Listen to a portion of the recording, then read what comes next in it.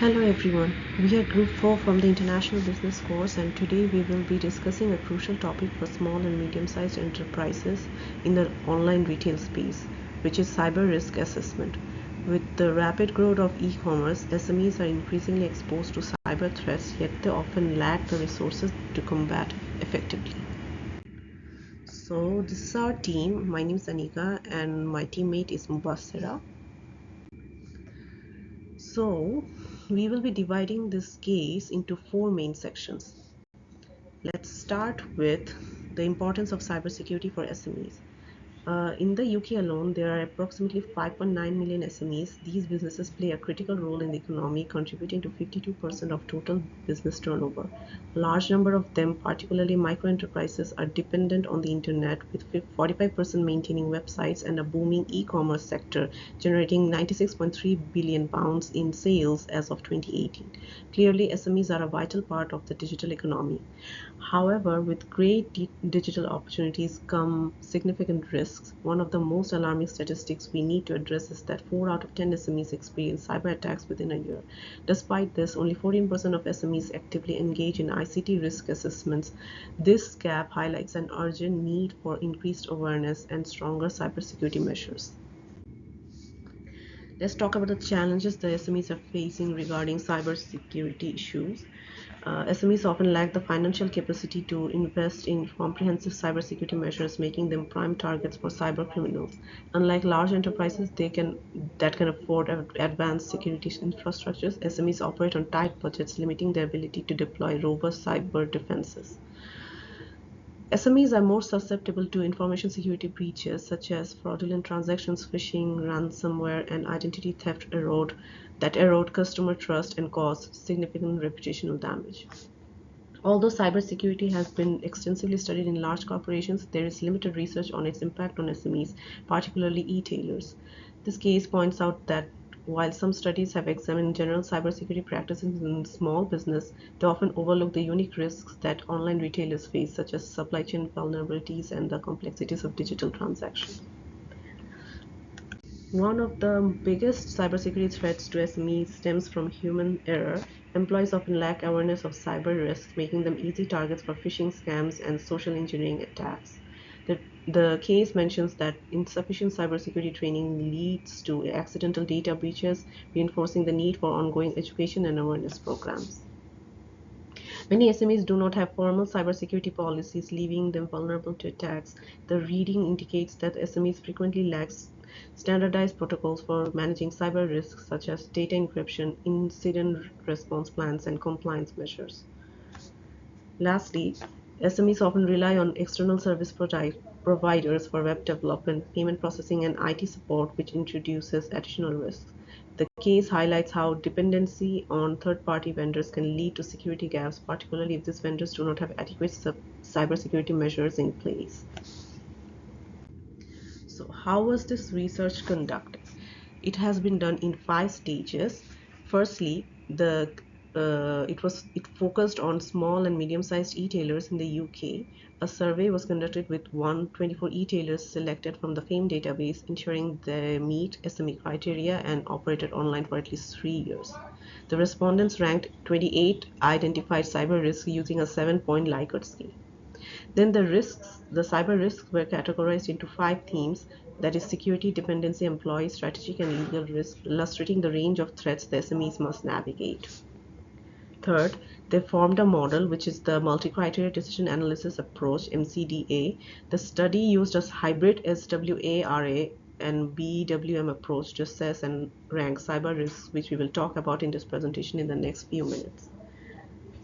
Fourth, 6 experts in cybersecurity, business management, government policy, and legal fields were involved in the expert panel for validation. Lastly, the final rankings were based on the combined results from the survey and expert evaluations. Now, let's talk how the cybersecurity classification frameworks were done. Multiple scholars are referenced who have previously contributed to the classification of cyber risks. Among them, Beck et al.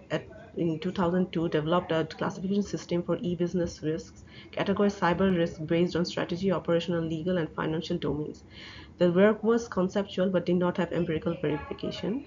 Scott at 2004 also formed another model, grouped 16 different e-business risks into policy, strategy, and operational categories. His framework was based on empirical evidence, unlike Beck et al. At 2002.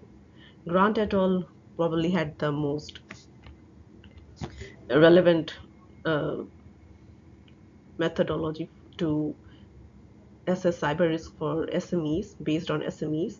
It created 5 major risk themes and 24 individual cyber risks affecting SMEs. Even though it was the most relevant, it lacked comprehensive integration of SME contextual factors. Let's talk about the limitations of traditional risk models. First is it struggled with effective prioritization and had optimization challenges. Second, probabilistic models are complex and require reliable historical data. Third, cyber risk environments are dynamic and unpredictable. And fourth, the risks were very poorly described, making it difficult to predict cyber threats accurately. Furthermore, the top-down approach means that it did not consider the contextual factors affecting SMEs such as entrepreneurial decision-making and resource constraints. Lack of human motivation element means that it did not consider the SME owners' perception and their response to cyber risks. And lastly, it was not tailored to SME-specific risks. So the MCDA was proposed as a solution. Unlike traditional risk assessment, MCDA focuses on risk-based decision-making where risks are prioritized based on their significance and resources are allocated accordingly. The method uses risk metrics quantified on a constructed scale that reflects context-specific goals and priorities. Before this model was created, the survey was done. 750 questionnaires were sent, out of which 124 responded, and the sample sourced from the FAME database for relevance. The key takeaways from this model is that it prioritized the risks, mitigated the risk by expert-driven method ensures optimal risk mitigations for SMEs, allocated the resources, and it formed a hybrid model, which is the SWARA and BWM approach, provided a structured expert-driven system. How this integration worked. So the SWARA, also known as the stepwise weight assessment ratio analysis, is used to rank and assign weights to different cyber risks based on expert opinions. It was a step-by-step process where experts evaluated risks and adjust their relative importance sequentially. The BWM, which is the best worst method, is used to further refine risk weights by comparing the most important risk, which is the best, and the least important risk, which is the worst, against all others. Now let's talk a bit about the limitations and the future directions of this study. The methods used in this research are deterministic, meaning they rely on crisp, fixed numbers in the decision-making process. While this is a straightforward approach, it does not account for uncertainty, which is a key characteristic of cyber risk. The study acknowledges this limitation and suggests that incorporating uncertain methods such as fuzzy sets, gray systems, and other modern uncertainty techniques would improve the robustness of the framework. The study uses static decision-making methods which did not consider the impact of time on the importance of cyber risk. However, in real-world scenarios, cyber risks evolve over time and the significance of certain risks may change. Therefore, the study recommends exploring dynamic decision-making approaches such as stratified decision-making, which could factor in the time element and provide a more accurate picture of how cyber risks develop and shift over time.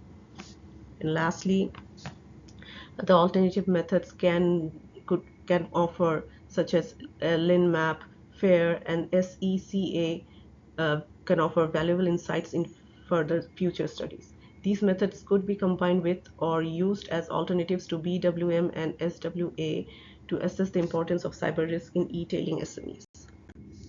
So what we found from this research is that intellectual property valuations is very high in SMEs, lack of trust symbols on websites, and reputation damage from poor customer service.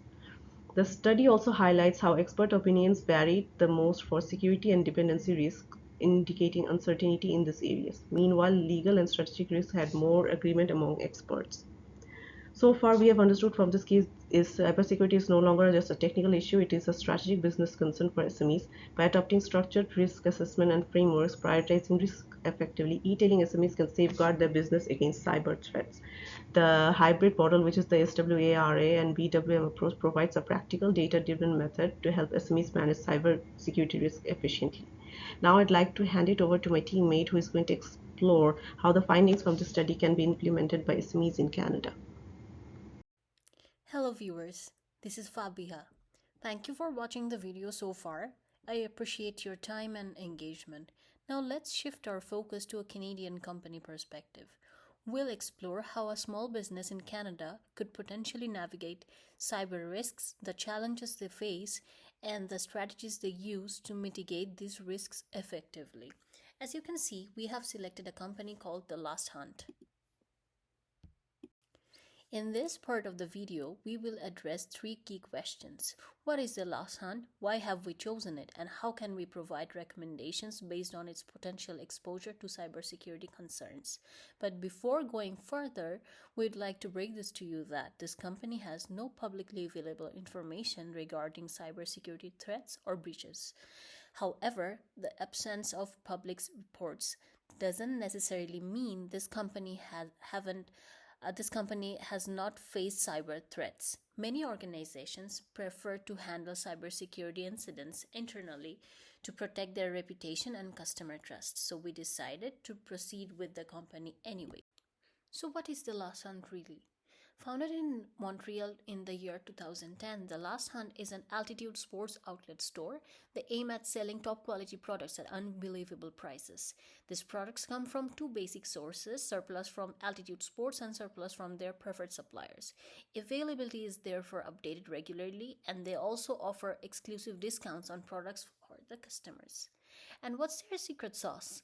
First, their sales are final and the no return policy allows them to pass on the substantial extra savings to their customers.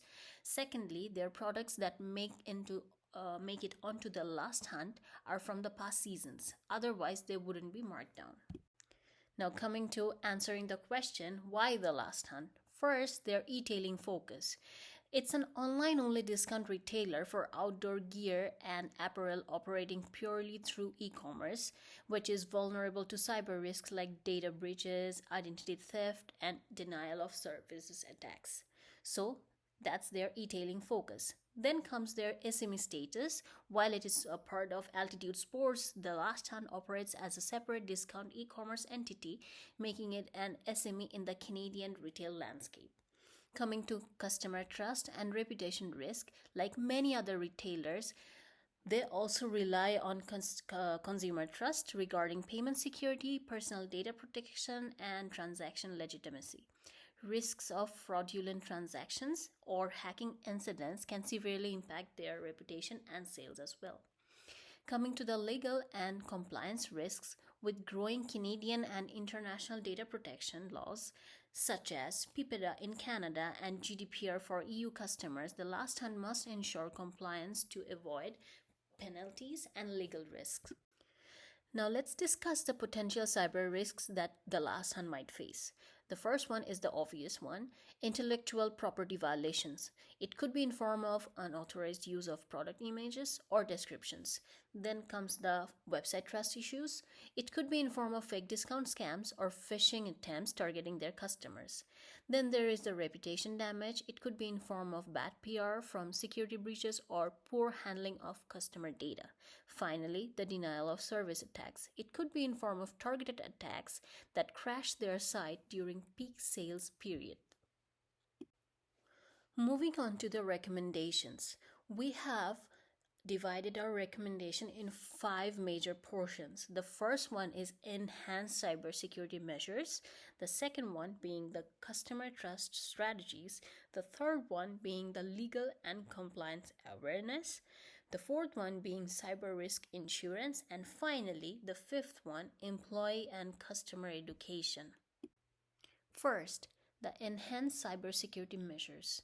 As a means of enhanced cybersecurity measures, the Last Hunt should implement multi-factor authentication, which we call MFA, regular security audits, and advanced fraud detection system to protect customer data. Next is customer trust strategies. As part of customer trust strategies, they should use trusted payment gateways, display security certificate such as SSL, PCI compliance, and actively communicate privacy policies to reassure customers. Then comes the legal and compliance awareness. So, as part of legal and compliance awareness, the last hunt should ensure compliance with the following security standards such as PIPEDA, GDPR, and credit card industry PCI DSS security standards to avoid penalties. PIPEDA stands for Personal Information Protection and Electronic Documents Act, which is a Canadian federal privacy law that regulates how private sector organizations handle personal information during commercial activities. There is also GDPR, which stands for the General Data Protection Regulation, which is a European Union law that governs how organizations within and outside the EU handle the personal data of EU residents, emphasizing the data privacy and security. Finally, the credit card industry PCI DSS security standards, which define security requirements to protect environments where payment account data is stored, processed, or transmitted. These standards should be maintained religiously by the last hunt so that they can avoid any future penalties. Finally, the last hunt needs to protect themselves from the financial losses due to cyber attacks by investing in cyber liability insurance, as well as they need to train their employees on cyber threat detection and educate their customers as well about safe online shopping practices. In the end, while traditional security risks like identity theft and DOS attacks are still present, the study suggests that SMEs are more concerned with risks related to trust, legal challenges, and strategic risks, which aligns with the last hunt's need to maintain customer confidence, protect transactions, and comply with data regulations like PIPEDA. To mitigate these risks, the last hunt should focus on enhancing cybersecurity, improving trust mechanisms, ensuring regulatory compliance, and investing in cyber insurance. By implementing these measures, the company can build long-term resilience against cyber threats and maintain a strong position in the competitive e-commerce market. This case underscores the need for SMEs like the last hunt to move beyond basic security awareness and develop structured risk assessment and mitigation strategies to protect their digital business environment. Thank you for staying with us till the end of the video. Bye.